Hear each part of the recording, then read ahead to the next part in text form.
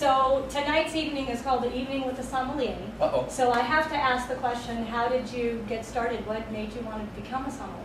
At the end of the day, working in restaurants, I was a waiter. I won't say just like everybody else, but I think a lot of people cut their teeth being a waiter or a bartender. So yeah, just like everybody else.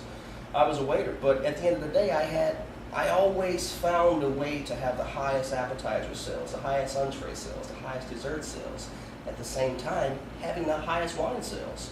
And for whatever reason, that stuck. People started coming to me, other servers started coming to me because, how do you sell so much wine? Tell me about this, tell me about this. I didn't know anything. I was no sommelier. I didn't know anything. I was like, oh yeah, it's a great cab, it goes with this. Oh, it's a great Chardonnay, it goes with this. I just knew how to talk to guests. I knew how to approach tables and I had never been to Austria at that point, or Germany, or Italy, or Spain, but I kind of knew how to talk their language just by looking up stuff about wine. I know how to talk their language and know about cities and provinces and towns that where these famous wines hail from. They're like, oh, I was there last week with my family, blah, blah, blah. And I just kind of dove into that. And at the end of the day, I really saw that being a sommelier was something that was very elegant and very revered and very, very cool at the end of the day. You get to walk around with a great bottle in your hand and touch guests, and you get to dress in suits, and I just wanted to do it. And you're a fine dresser, so thank you. You're doing that very well. I appreciate it. One of the cool things that you have recently been involved in is a film about four sommeliers on this quest to become VMS, and so tell us about that. What was that like, having cameras following you during all this time? I was about 22, 23, 24 months of just constant travel and constant cameras and constant studying, blind tasting, how we communicate over the phone, over Skype, how we blind taste together, how we do our own notes. I had cameras in the second bedroom in my house.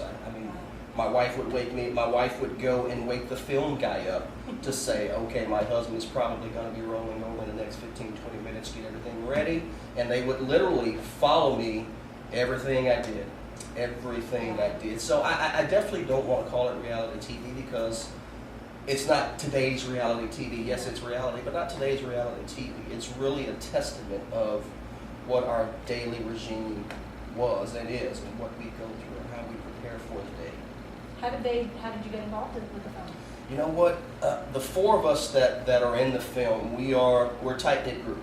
I was the only one living in Texas at the time, and those guys were in the Bay. All three of those guys were San Francisco and Half Moon Bay right there. But I was in San Francisco once or twice a month. I was always there because that's my group. Those are my tasting guys. Those are my theory guys, my knowledge guys. And we were kind of a tight-knit group. And the director, producer, Jason Wise, had already known Brian McClintock from college. And Jason Wise is a great filmmaker and producer. He does a lot of underwater things. The guy's been to the Great Barrier Reef. He's been everywhere. Done a lot of filming around the world. And Brian McClintock kind of threw out an idea saying, you know what? We should see how far we can go with actually taping and recording what we do.